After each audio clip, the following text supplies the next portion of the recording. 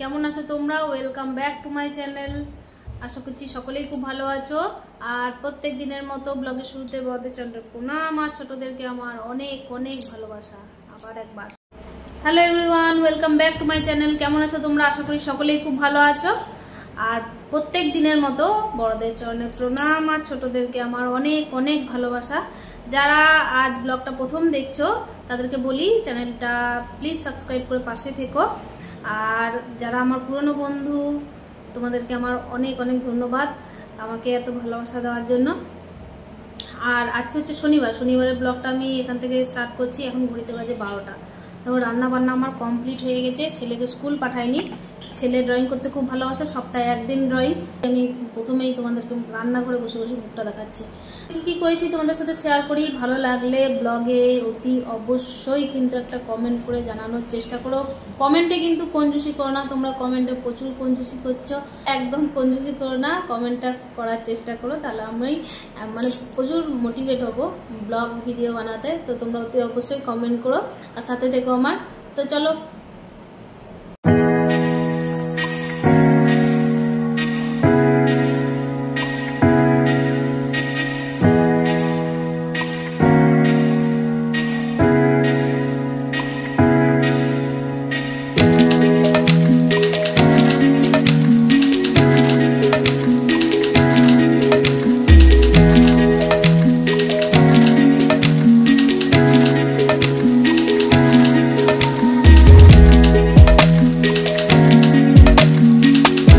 এখানে দেখো সকাল সকাল উঠে আমি ঝাড় দেওয়া আরম্ভ করে দিয়েছি।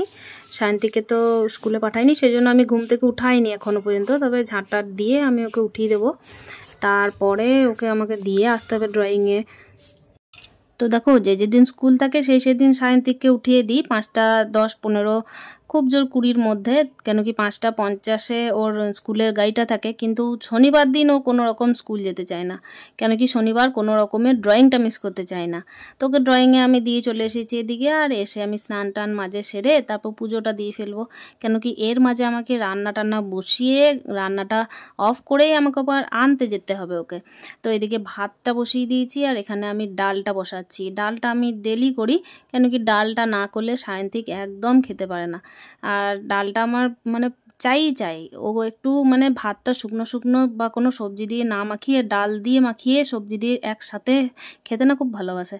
তো এখানে দেখো বিশেষ কিছু পদ আজকে ছিল না, কেন কি মা আমাকে আজকে দিয়ে পাঠিয়েছে ধোকার ডালনা। তো এখানে পোস্ত আছে, ডাল আছে, শাক আছে, আর এই যে এই টিফিন ক্যারির মধ্যে আছে ধোকার ডালনা। কালারটা দেখো কি সুন্দর হয়েছে না? কালারটা দারুণ। তো কিছুটা খাবো, কিছুটা রাত্রের জন্য রেখে দেবো। আর এই যে আমি খাওয়া দাওয়ার জন্য স্টার্ট করে দিয়েছি সমস্ত কিছু আয়োজন।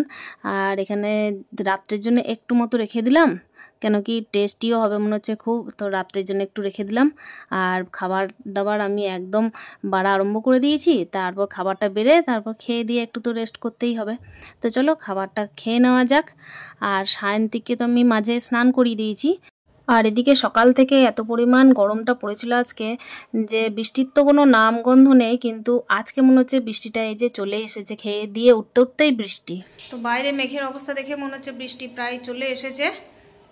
দেখা যাক, বৃষ্টি হলে খুব ভালো হয়, কেন কি এতদিন থেকে বৃষ্টি মানে নামগন্ধ নেই আমাদের এখানে। তো যদি হয় তো খুব ভালো হয়। বাইরে তো বেশ ঝোড়ো হাওয়া দিচ্ছে, দেখা যাক। এই যে মানে এটা আমি পশ্চিম আকাশটা দেখাচ্ছি। পশ্চিম দিকে সূর্য ডুবো ডুবো অবস্থা, মানে ডুবো ডুবো অবস্থা নয় এই টাইমটা, কিন্তু মেঘের জন্য ডুবো ডুবো অবস্থা। তো চলো বৃষ্টি হলে তোমাদের সাথে শেয়ার করছি আমি।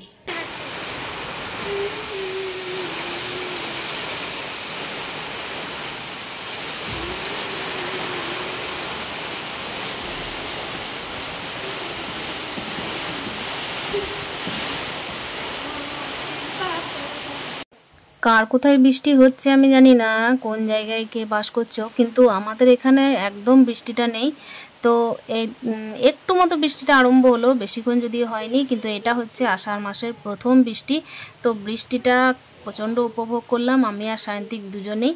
তো প্রচণ্ড মানে প্রচণ্ডই উপভোগ করলাম। একটা রেনকোট ছিল, রেনকোটটাকে একদমই উদ্বোধন করা হয়নি। তো রেনকোটটা আজকে ও উদ্বোধন করে দিল, নতুন রেনকোটও ড্যাডির কাছে পেয়েছে।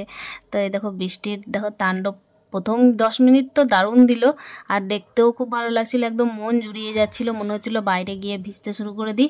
তো ছেলে রীতিমতো ভিজে নিয়েছে মনের আনন্দে। তো চলো শেয়ার করি সেই দৃশ্যগুলো তোমাদের সাথে। আর মনে হচ্ছিল যে ছোটোবেলা যদি আবার ফিরে আসতো তাহলে আবার খুব ভালো হতো।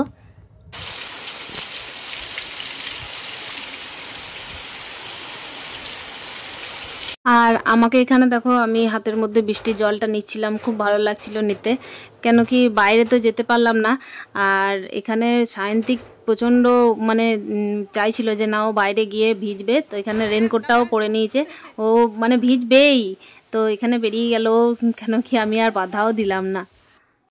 তো গ্রীষ্মের দাবদাহ থেকে একটু হলেও স্বস্তি, কেন কি বৃষ্টিটা আমাদের এখানে একদমই তো নেই। তো এই যে ছাদের জলটাই সায়ন্তিক চলে এসেছে ভিজবে বলে, তো ভিজবে বলে রেনকোটটা উদ্বোধন বিশেষ করে করতে চাইছিল, আর ডাইরেক্ট ভেজেনি, ডাইরেক্ট ভিজলে বকা খেত, সেই জন্য ডাইরেক্ট ভেজেনি।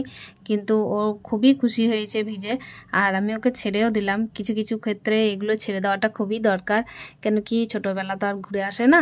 আর সায়ন্তিক এটা পিছন দিকে বাড়ির জায়গাটা, তো এই জায়গায় ভিজে তারপর বলছে যে না আমি সামনের দিকে যাব। তো এখানে দেখো সামনের দিকে চলে আসতে আসতে না বৃষ্টিটা খুব বেশি হয়নি, সামনের দিকে বৃষ্টিটা এই ঝিপঝিপ করে পড়ছিল, আর পিছন দিকে যখন ও গেল তখন বেশ গদগদীয় বৃষ্টিটা হচ্ছিল, কিন্তু ওতেই ও খুশি, প্রচণ্ড খুশি। এই যে খুশি হচ্ছে, এই খুশিটা চোখে দেখেও মায়ের শান্তি, যে না ছেলে একটু হলেও খুশি হচ্ছে। এই দেখো বৃষ্টির জলটা আকাশ থেকে পড়া যেই বন্ধ হয়েছে, গাছে থেকে ঝরিয়ে মাথায় নেওয়া আরম্ভ করেছে। আর আমি ওকে অনেকবার ডাকছিলাম যে না আর যেতে হবে না, কেন কি বিদ্যুৎ চমকালে ভয় আছে। তো ও যেহেতু বলেই রেখেছিল আমাকে যে মা এবারে যদি আষাঢ় মাসের প্রথম বৃষ্টিটা হয় তো আমি কিন্তু ভিজবই, তো আমি আর না করলাম না। বাচ্চাদের কথা দিয়ে কথা রাখা জানতে হয় কিছু ক্ষেত্রে, কেন কি প্রমিস করে যদি প্রমিস না রাখা হয় তাহলে ওরাও কিন্তু পরবর্তীকালে তোমার কথার দাম দেবে না। তো সেই জন্য আমি ওকে ভিজতে দিলাম, একটু ভিজতে বলতে পাগুলো ভিজেছে।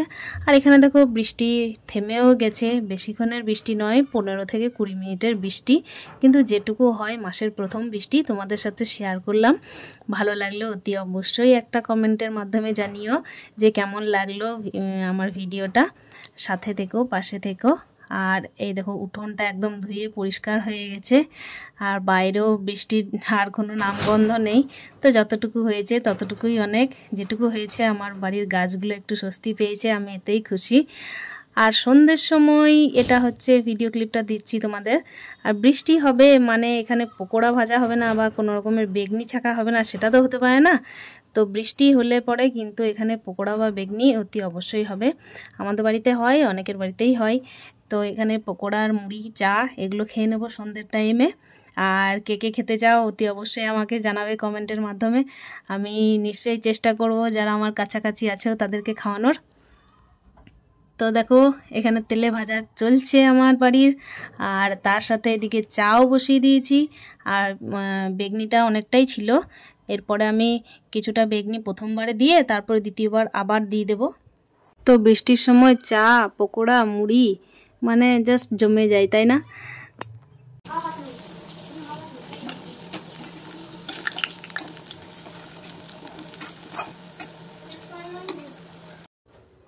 তো দেখো বৃষ্টির দিনে পকোড়া, চা তো হলো, কিন্তু শেষ বেলায় এই যে বেসন একটু বেঁচে গেছিলো, তো আমি এখানে লঙ্কার বেগনি যেটা হয় সেটা ছেঁকে নিচ্ছি। আর লঙ্কাগুলো হচ্ছে সূর্যমুখী লঙ্কা, প্রচণ্ড পরিমাণে ঝাল, তাই বেশি দিলাম না, 4টেই শুধুমাত্র ভেজেছিলাম। আর আমি এখানে মুড়ি টুড়ি নিয়ে নিয়েছি। তো ব্লগটা আমি আর কন্টিনিউ করছি না, এখানেই শেষ করব। দেখা হচ্ছে নেক্সট ব্লগে, যদি ভালো লেগে থাকে তো অতি অবশ্যই জানানোর চেষ্টা করো। আর ততক্ষণের জন্য তোমরা সুস্থ থেকো, সাবধানে থেকো, স্টে হ্যাপি উইথ হ্যাপি মন।